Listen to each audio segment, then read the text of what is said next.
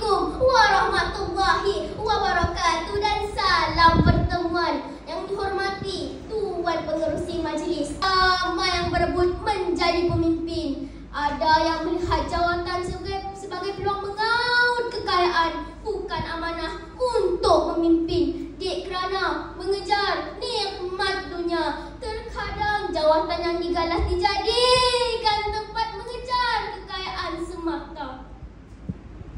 Sebagai kesinambungan muka kata yang cukup indah, tampilnya saya untuk mengupas pidato yang bertajuk Islam Memimpin Melahirkan Generasi Kafah Rabbani. Hadirin sekalian, menurut Kamus Dewan Bahasa dan Pustaka, pemimpin bermaksud orang yang memimpin, membimbing, menuntun dan melatih. Dalam Islam, pemimpin bukan sahaja berkuasa mentadbir dan memberi arahan. Seharusnya pemimpin Islam perlu memiliki ciri kafah Rabbani. Apa itu kafah Rabbani? Nak tahu? Kafah bermaksud mengamalkan ayat Islam secara menyeluruh. Rabbani pula bermaksud dengan jiwa dan sikap yang bersandar penuh kepada Allah Subhanahu wa Ta'ala. Mari kita dengar sejenak maudhu wacana saya yang pertama. Apakah yang dimaksudkan dengan pemimpin kafah Rabbani? Pemimpin kafah Rabbani sentiasa berpegang kepada ajaran Al-Quran dan Sunnah Nabi Muhammad SAW.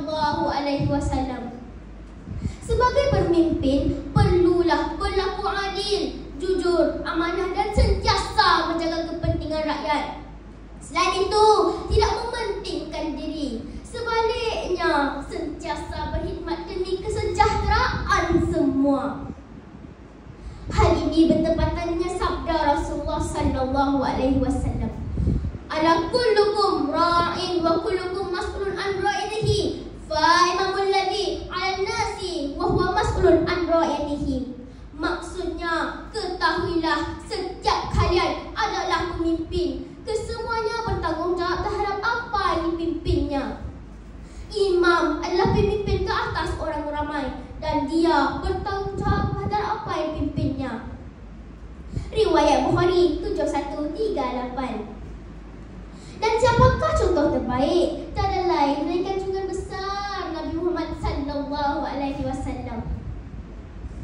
Rasulullah dalam mengenangmu kami susuli lembar. Dalam konteks musyawarah, baginda sentiasa berbincang dengan para sahabat sebelum buat keputusan. Contohnya, di saat perang Uhud, baginda bermusyawarah dengan para sahabat untuk menentukan strategi perang.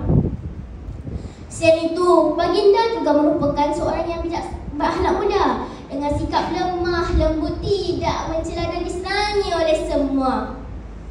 Baginda juga merupakan seorang yang bijaksana, dengan sikap lemah bijaksana. Boleh kita renungkan cara baginda menyelesaikan konflik dengan adil, seperti dalam isu Hajar Aswad.